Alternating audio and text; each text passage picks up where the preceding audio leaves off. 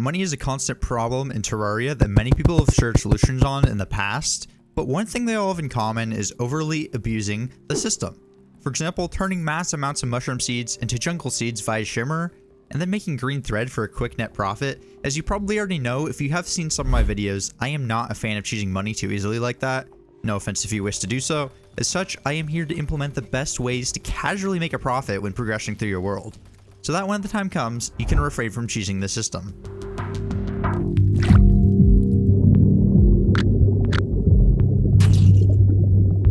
First off, it's a no-brainer and a prerequisite to maximize your NPC happiness to gain a higher profit. You can check the official Terraria wiki to see the best biomes and NPC combos to maximize happiness, as I don't plan on covering that extensively in this video. At the beginning of the game, you can shake trees by hitting them once with your axe. They will primarily drop squirrels and fruit among other rare items. I will go over the squirrels later, but fruit is as early as you can get. They sell for 20 silver each, which isn't bad. On the other hand, you may use some of them early game for buffs as well, meaning less profit. Next up is one of my favorite methods. At least early game, you're constantly exploring the world, and one thing you come across somewhat often is flowers. By all means, collect any flowers you come across because some of them can turn a profit. Dye plants in particular are what I'm referring to. If you sell them, they will earn you roughly 20 silver or more depending on NPC happiness. Don't sell them yet. In fact, keep at least one in your inventory until the dye trader moves in. Once he moves in, you can purchase the dye vat. This costs around 5 gold, so maybe it's pricey to you at the time, but I assure you it is worth it. When you create dye at a dye vat using dye flowers, you might notice that you get 2 dye out of it, and that each dye is worth the same amount as the initial flower. This effectively doubles its worth. At the absolute minimum, with no NPC happiness, you get 40 silver per flower. Over time, this will accumulate, especially when factoring in strange plants. Turning strange plants, worth 20 silver, into the dye trader gives you 6 dyes worth 75 silver each, which is roughly 22.5 times the initial value, for a total of 4 gold and 50 silver per plant.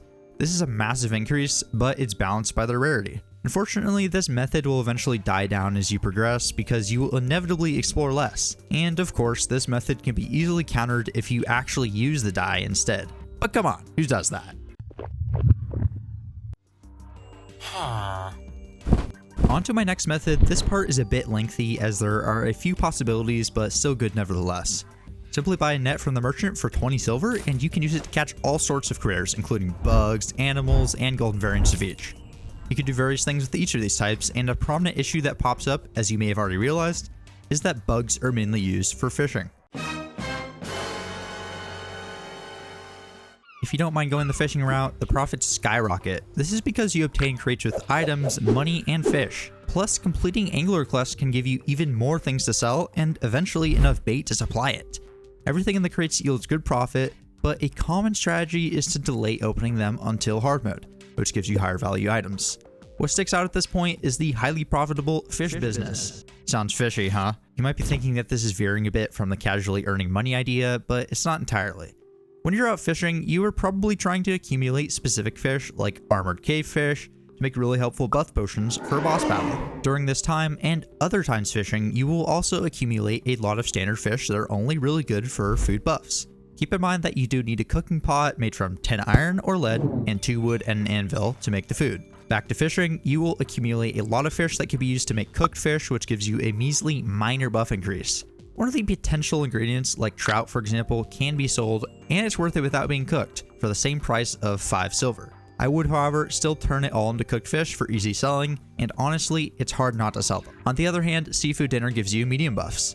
This one I personally use very consistently as it's easy to obtain and pretty good for repeated boss fight use. However, it costs 2 of a certain fish to make, and most of these fish aren't worth the seafood dinner depending on your class or circumstances. These fish are actually worth more uncooked, with some being worth around 15 silver and others being worth up to 3 gold.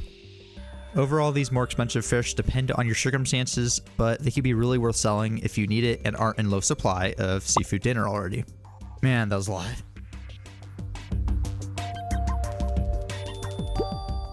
Now, going the non-fishing route is actually a bit more profitable than it sounds, although ultimately not as good. Any bugs you find, and sometimes they tend to group together, are worth a decent amount. You can sell these, Plus, you can capture animals to turn into various foods that are generally worth 20 silver. They're usually less profitable though, because you are probably going to end up using some of these as buffs instead. Some of the most common ones that you can sell in masses include bunnies and squirrels. They can both be found naturally, but as I mentioned before, squirrels can occasionally drop when hitting trees with your axe as well. My personal favorite critter to capture is goldfish. You can get these while it's raining, and you can accumulate a lot of them to create bowls of soup out of mushroom and goldfish. The only caveat there is waiting for rain and the additional cost of mushrooms, but otherwise it's great. Do keep in mind that despite costing mushrooms as well, it is only worth the same amount as using other critters, of a resulted 20 silver. Really, the best critters to consistently get, at least in my experience, are in the underworld. To catch these, you do need 15 hellstone bars and a net to craft a lava-proof net, so it is post Eater of Worlds or Brain of Cthulhu. Just the lava slug though is already worth a solid 50 silver, which is insane. They're otherwise pretty good bait if you prefer that. That's about it for this portion, but before moving on, I'm going over the gold variants.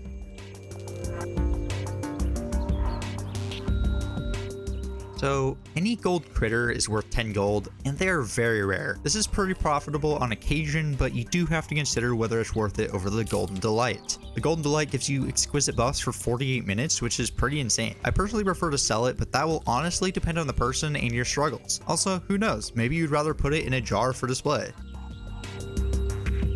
Another way to earn money is through selling leftover bars. A really highly profitable one in pre-hard mode is the Crimtane or Demonite bars. Crimtane bars are actually worth 9 silver more at 39 silver, but they're both a good sell. You can sell other bars as well, but they're all less than 20 silver besides Hellstone bars, which are harder to obtain. Another thing is, if you use the Extractinator and put silt slush or desert fossils in it, it's a decent chunk of ore and money you will obtain. However, you have to go more out of your way to collect these blocks first, unless you're trying to get something specific already.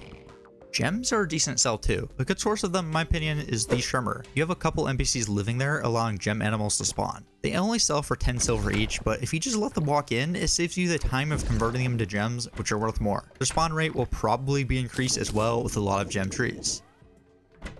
Moving on is the discussion of stockpiling accessories, mounts, and various other items. Raid every chest you come by, at least early on, and keep all of the items to potentially sell later, even if you feel you no longer need the items. For example, the flare gun. You tend to get someone often and it's worth a great 1 gold each. There's many different weapons and items like that which you may want to sell later on. So over time, you might be getting way too many of the same accessories and items. At this point, it only makes sense to sell them too. When it comes to mounts and pets, you can just sell all of them except one, pretty easy. Hooks you can mostly sell, especially their duplicates, but there are some special events if you want to keep them, like the anti-gravity hook or hook of dissonance. Now for accessories. You pretty much just want to pay attention to the reforges. If you have a +4 in defense and a +4 in damage, for example, you can keep both of these in case you decide to swap.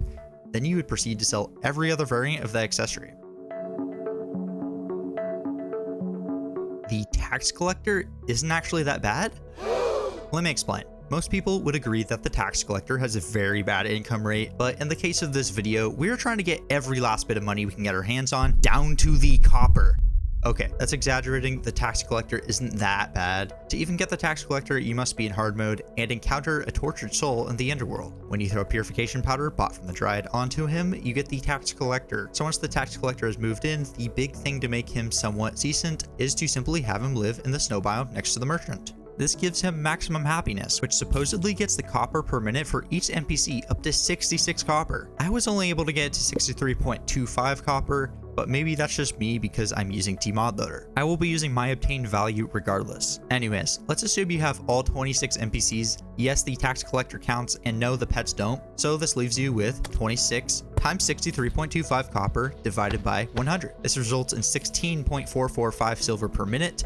Not so bad after all, right? So let's assume you're trying to reach his maximum amount, which I will say is 33 gold just in case it's lower than the wiki. So 16.445 silver times 60 minutes divided by 100 gives you 9.867 gold per hour. Now 33 gold divided by 9.867 gold per hour gives you roughly 3.34 hours. In other words, for maximum efficiency, you will need to collect 33 gold from the tax collector every 3.33 hours. This also translates to 1 platinum every 10 hours. Now it sounds pretty bad, and it's even a bit less because you 100% won't have all 26 NPCs right off the bat of getting the tax collector. I'd assume maybe 18 NPCs at the time, which brings the time up to a hefty 4.83 hours for 33 gold, or 14.5 hours for platinum. But come on guys, how is this any worse than the golden critters? Think about it. Would you rather hope to get luck and earn 10 gold, or earn a consistent 33 gold every 5 hours.